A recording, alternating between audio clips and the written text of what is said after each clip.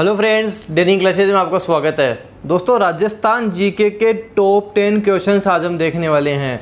ये वो क्वेश्चंस हैं जो आप बार बार गलत कर रहे हो। 90% से ज़्यादा लोग इनका आंसर गलत दे रहे हैं। मैं YouTube पे ये आपको क्वेश्चन पूछ चुका हूँ, 90% से ज़्यादा लोगों का आंसर गलत ही आया। अब मुझे ये समझ में नहीं आ रहा आप गलत क्यों कर रहे हो, कैसे कर रहे हो। इतनी बार मैं आपको ये क्वेश्चंस करवा चुका हूँ, इतनी बार पढ़ा चुका हूँ, काफ़ी बार एग्ज़ाम में पूछे जाते हैं। आप पिछले साल ही एग्ज़ाम के पेपर उठा के देख लो, आपको ये क्वेश्चन मिल जाएंगे। LDC में पूछे गए हैं, अभी स्टेनो का एग्ज़ाम हुआ था उसमें भी पूछे गए हैं। तो ये क्वेश्चंस वो हैं जो बार बार रिपीट हो रहे हैं, बार बार पूछे जा रहे हैं। अगर आप इनको गलत करोगे तो आपके एग्ज़ाम में काफ़ी नुकसान होगा, आपके नंबर कम आएंगे। वापस बता रहा हूँ, टॉप 10 क्वेश्चंस हैं जो बार बार रिपीट होते हैं, आंसर जिनका आप गलत कर रहे हो। ध्यान से सुनना, जो बताऊं इनको आप नोट डाउन करके रख लो। नोट डाउन इसलिए कर लो कि आगे से आपका गलत नहीं हो। इन 10 क्वेश्चंस से आपके लगभग 20 से 30 क्वेश्चंस बैठेंगे। अच्छे से इनको देखो, नोट डाउन भी करो, और आप कमेंट बॉक्स में ये ज़रूर बताना कि आपके कितने सही होते हैं, पहले से कितने आते हैं। जितनी ईमानदारी रखोगे सिलेक्शन के चांसेस उतने ज़्यादा रहेंगे। तो चलिए दोस्तों, शुरू करते हैं। पहला क्वेश्चन है कि मेवाड़ का भीष्म पितामह किसे कहा जाता है। मेवाड़ का भीष्म पितामह किसे कहा जाता है, यूट्यूब पे मैंने पूछा था। 90% से ज़्यादा लोगों का आंसर गलत था। काफ़ी लोगों ने इसका आंसर दिया था, 90% से ज़्यादा लोगों का आंसर गलत है। आपके सामने है, आप देख लो कितने लोगों का गलत है। मेवाड़ का भीष्म पितामह आंसर कर रहे हो रावचूड़ा। रावचूड़ा मारवाड़ के हैं, मेवाड़ के नहीं हैं, तो इसका आंसर रावचूड़ा तो हो ही नहीं सकता। कुंवर चूड़ा को मेवाड़ का भीष्म पितामह कहा जाता है। राणा लाखा के बेटे थे कुंवर चूड़ा, उन्हें हम मेवाड़ का भीष्म पितामह कहते हैं। इसका आंसर होगा इनमें से कोई नहीं। अगला प्रश्न है कि राजस्थान का जलियांवाला बाग हत्याकांड किसे कहा जाता है।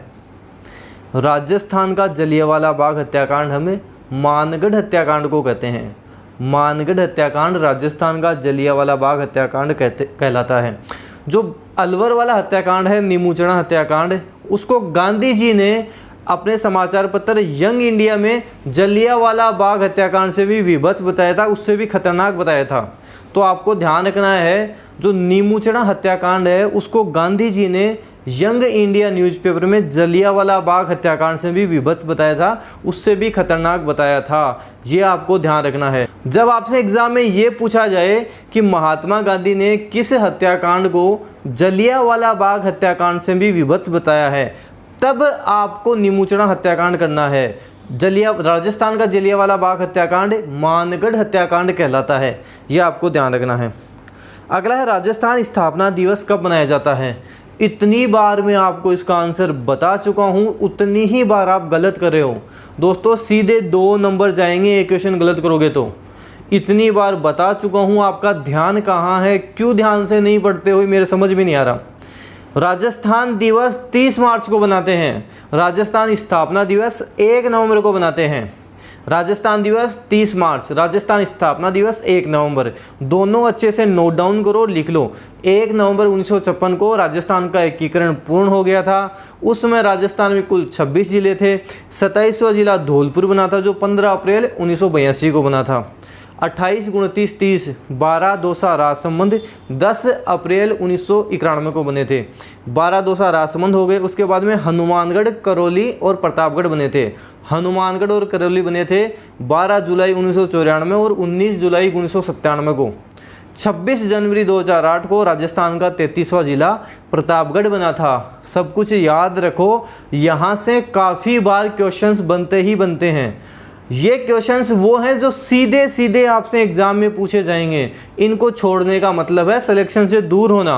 अच्छे से देखो, अच्छे से नोट डाउन करो इनको। अगला था कि कीर्ति स्तंभ प्रशस्ति के रचयिता हैं। कीर्ति स्तंभ प्रशस्ति के रचयिता कौन हैं। एक हमने बात की थी विजय स्तंभ की। विजय स्तंभ जो माणक कुंभा ने बनवाया था, जिसके शिल्पकार जेता व उसके पुत्र नापा, पोमा व पुंजा थे। एक हमने बात की थी जैन कीर्ति स्तंभ की, जिसका निर्माण जीजा या जीजाक ने करवाया था। ये हमने बात की थी। कीर्ति स्तंभ प्रशस्ति के रचयिता, मतलब कीर्ति स्तंभ प्रशस्ति को किसने लिखा था।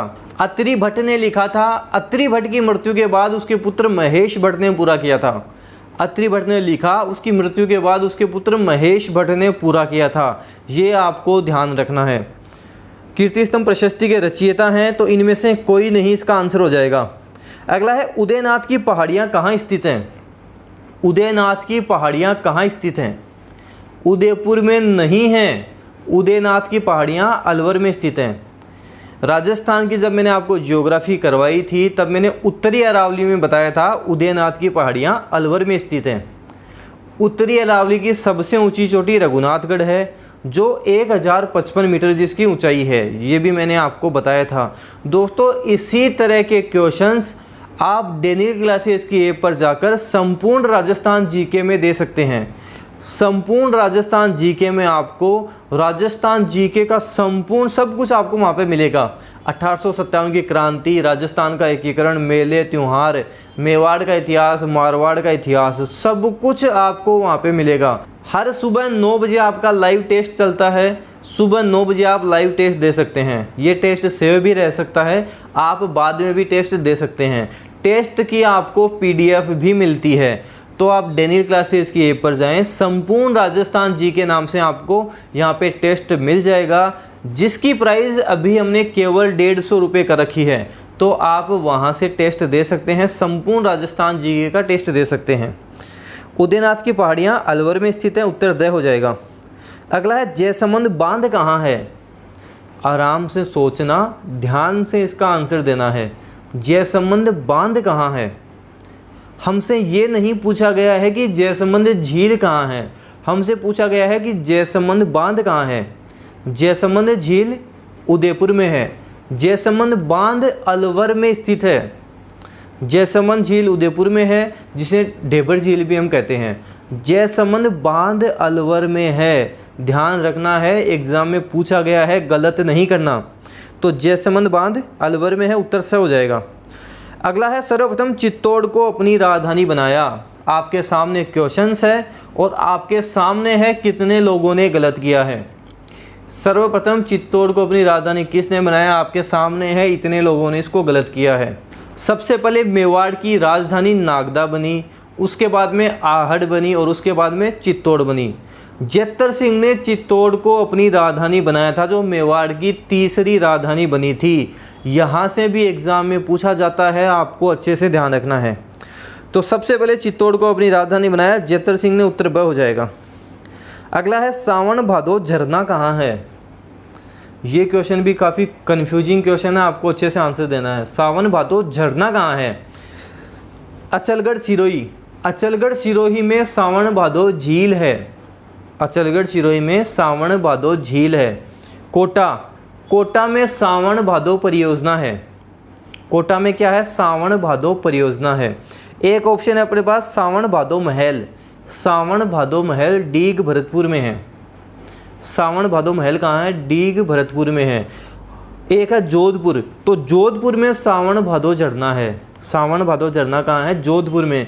चारों ऑप्शन लिखो, चारों के बारे में ध्यान रखना है। सावन भादो झील, झरना, परियोजना, चारों ही आपको ध्यान रखने हैं। चारों अच्छे से लिखना, नोट डाउन करना।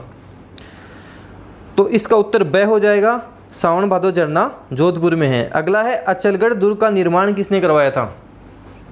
अचलगढ़ दुर्ग और बसंतगढ़ दुर्ग दोनों ही सिरोही में हैं।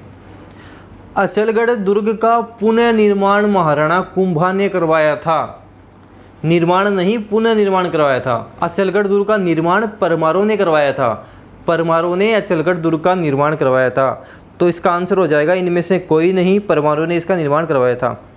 अंतिम प्रश्न है अपने पास, राजस्थान की पूर्ण बहाव की दृष्टि से सबसे लंबी नदी कौन सी है?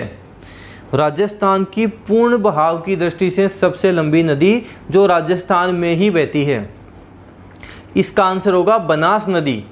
बनास नदी राजस्थान में पूर्ण बहाव की दृष्टि से सबसे लंबी नदी है। डॉक्टर हरि मोहन सक्सेना के अनुसार यह राजस्थान में 480 किलोमीटर बहती है। राजस्थान के 6 जिलों में बहती है। 3 ही नदियां हैं जो राजस्थान के 6 जिलों में बहती है। आप चंबल से ध्यान रखना, च से चंबल, ब से बनास, चंबल ल और ल से लूणी नदी। ये 3 ही नदियां हैं जो राजस्थान में 6 जिलों में बहती हैं। दोस्तों ये 10 क्वेश्चंस आप अच्छे से लिखो, यहाँ से आपके लगभग 20 से 30 क्वेश्चंस बैठ जाएंगे। यहाँ से एग्ज़ाम में आने के चांसेस खूब ज़्यादा रहते हैं। इसी तरह के कन्फ्यूजिंग जो क्वेश्चंस हैं मैं आपको आगे और भी करवाऊँगा। अगर आपने डेनियल क्लासेस का टेलीग्राम चैनल नहीं ज्वाइन कर रखा तो वो भी ज्वाइन करें, काफ़ी इन्फॉर्मेशन आपको वहाँ से भी मिलती रहेगी। आपको दोस्तों ये वीडियो अपने फ्रेंड्स में शेयर करना है। आपके फ्रेंड्स जो सीरियसली तैयारी कर रहे हैं उनको वीडियो शेयर करना है। वीडियो को लाइक ज़रूर किया करें, इससे कॉन्फिडेंस आता है। अच्छा लगता है जब वीडियो आप लाइक करते हैं, तो वीडियो लाइक करें। अगर आप चैनल पे नए हो तो सब्सक्राइब ज़रूर करना। Thank you.